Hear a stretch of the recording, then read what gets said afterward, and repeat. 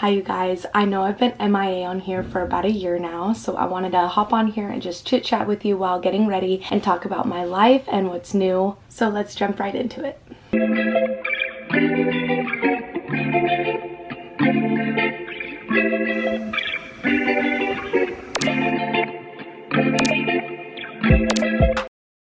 I post like everything on Instagram, so if you follow me on there, then you know that I've moved. Although my old house was absolutely stunning, the location was not great at all, and I wanted to get out of the city that I was in. I love my house and the area I'm in now. I just feel so safe.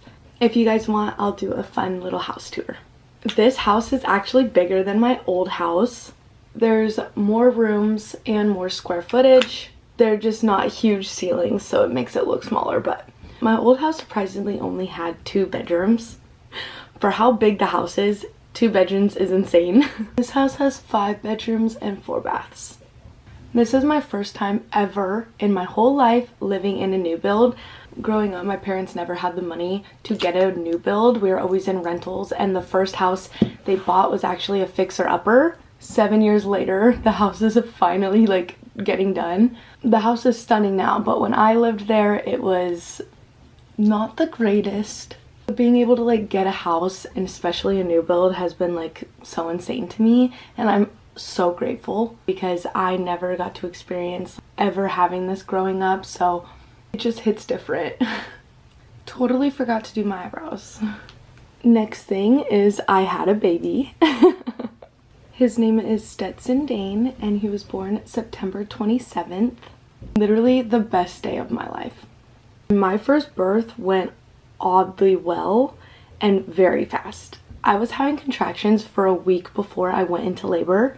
Having the contractions was a blessing in disguise because it definitely like got my body like going and preparing for birth. I had my first scare and I went to the hospital and they couldn't admit me because I was only 3 centimeters dilated. So they sent me home and I literally just had to suffer through the contractions. The contractions were no joke. They were so bad. I'm not even gonna sugarcoat it. The week-long contractions was definitely worse than the birth itself, which is crazy to say. A few days later, it was so unbearable. I was like, this can't be okay. Like, I need to go into the hospital. They weren't gonna admit me again because I was only 4 centimeters dilated.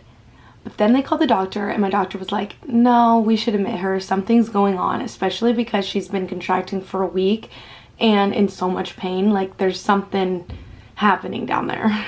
Come to find out, my body was contracting so much because he was sideways and my body was trying to bring him down, but my water wouldn't break. My water was in the way, so every time my body would bring him down, he would just come right back up, and that's why I wouldn't dilate. So then they started making me do like a bunch of positions to try to move him down, and it was going nowhere. I didn't want to just hop on the epidural right away because right when I'm on epidural, I'm on bed rest and I can't get up. I didn't want to be like that until I really had to.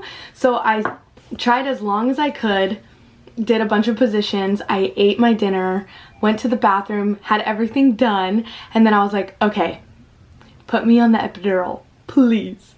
Let me tell you, the epidural was a godsend. That was my first time in over a week where I felt no pain and I slept so good. But then they woke me up and was like, we're breaking your water. I was still dilated to a 4 after hours of contracting, but thankfully I couldn't feel any of them because of that epidural.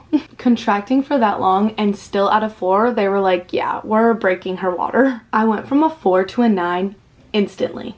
I was ready. My water just wouldn't break. I don't know why. I pushed for 8 minutes and he was out. What I love is I barely got any epidural. I got enough where I didn't feel any pain, but I could still feel the pressure. So I like knew how to position my body to push. And right when I did, he went right out. The feeling of him being on my chest for the first time and then hearing his first cry, I will never forget that. It still gives me chills. It's just so amazing. It's so beautiful and it was the best experience of my life. So impatient. So like those 9 whole months took forever. And finally being able to see what he looked like and hold him for the first time, it was just so amazing. He's literally the best boy ever. He has been the easiest baby and I'm just so blessed and so grateful for a good experience. He is 3 months now. He just laughed for the first time yesterday.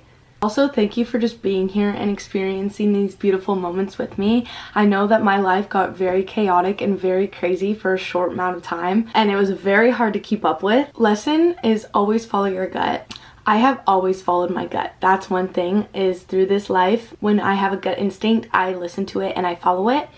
And the choices I made brought me to where I am today.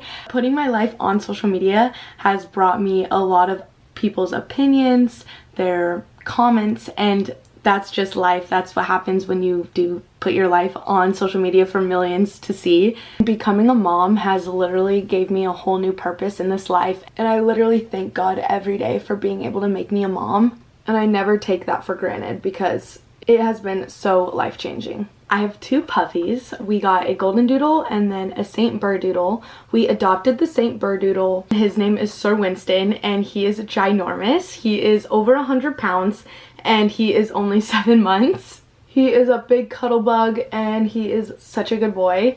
We have Willow, my golden doodle. She is crazy. A crazy girl, that's for sure. She can run and run and run for hours, but I love her so much.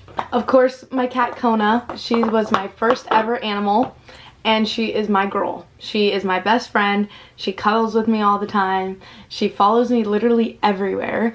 And then my cat Honey. I got picked for the cat distribution center. She showed up at my back door and I let her in, and she's been with me ever since. She's very shy and she doesn't let a lot of people in. One thing is she loves me. She's actually right here rubbing on my feet right now. It's cute because it's like she chose me and only me. She doesn't let anyone pet her. She's not mean. She's just very shy. She'll run away and hide for days before she lets anyone see her.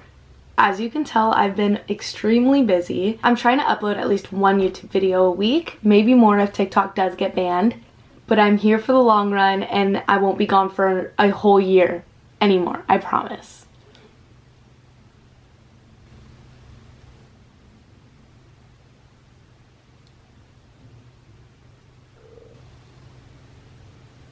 Thank you guys so much for still being here and being so supportive and so nice in the comment section and giving me so much patience. I needed it. Thank you guys for watching today's video and catching up with me. I love you guys so much.